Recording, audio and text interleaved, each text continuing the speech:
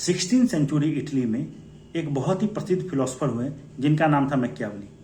Machiavelli ने दो बहुत ही प्रसिद्ध पुस्तकों की रचना की। एक का नाम था द प्रिंस और दूसरे का नाम था डिस्कोर्सेज ऑन लिविंग। मैकियावेली को फादर ऑफ क्लासिकल रियलिज्म भी कहा जाता है।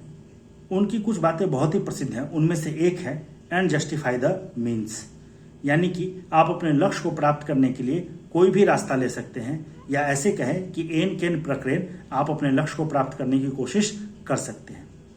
इन विचारों के कारण मैकियावेली को बहुत ज़्यादा क्रिटिसाइज भी किया जाता है। जैसे कि एक अमेरिकन फिलोसफर हुए लियो स्ट्रॉस, उन्होंने मैकियावेली को क्रिटिसाइज करते हुए कहा कि Machiavelli is a teacher of evil, यानी कि मैकियावेली बुराई के शिक्षक है। तो देखते हैं मैकियावेली ने और कैसी बातें कही।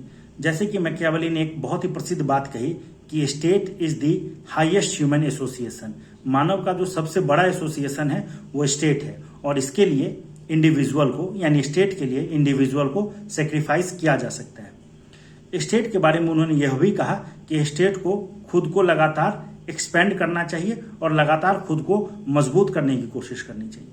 साथ ही उन्होंने यह भी कहा कि स्टेट को सेल्फ सफिशिएंट होना चाहिए। सेल्फ सफिशिएंट होने के लिए स्टेट के पास अपनी एक मजबूत सेना होनी चाहिए, स्ट्रांग आर्मी, एक मजबूत अर्थव्यवस्था होनी चाहिए, स्ट्रांग इकोनॉमी, और साथ ही एक मजबूत राजा होना चाहिए, स्ट्रांग किंग, या फिर स्ट्रांग शासन होना चाहिए। यह मैकियावेली ने कहा था। साथ में उन्होंने और भी बहुत सारी महत्वपूर्ण बातें कही। जैसे कि उन्होंने कहा कि रिलीजन और मोरालिटी, यानी धर्म और नैतिकता का इंस्ट्रूमेंटल यूज करना चाहिए राजा के द्वारा। मतलब मैकियावेली का कहना था कि रिलीजन के माध्यम से नैतिकता और नॉर्म्स, नियम कानून, ये सारे बनाए जाते हैं जिसको जनता बहुत आसानी से मानती है।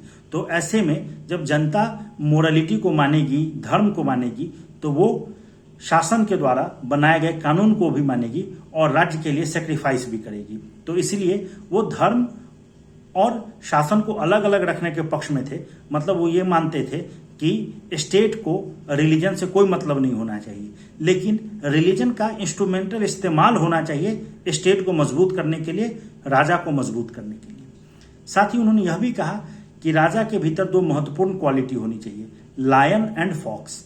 लायन एंड फॉक्स से उनका तात्पर्य यह था कि राजा शेर की तरह मजबूत होना चाहिए, कड़े निर्णय लेने वाला होना चाहिए, अपने दुश्मनों को पूरी तरीके से खत्म करने वाला होना चाहिए। साथ ही उसके भीतर फॉक्स की भी क्वालिटी होनी चाहिए, यानी कि वो चालाक भी होना चाहिए, जरूरत पड़ने पर वो डिसीट करना भी जानता हो, धोखा देना भी जानता हो।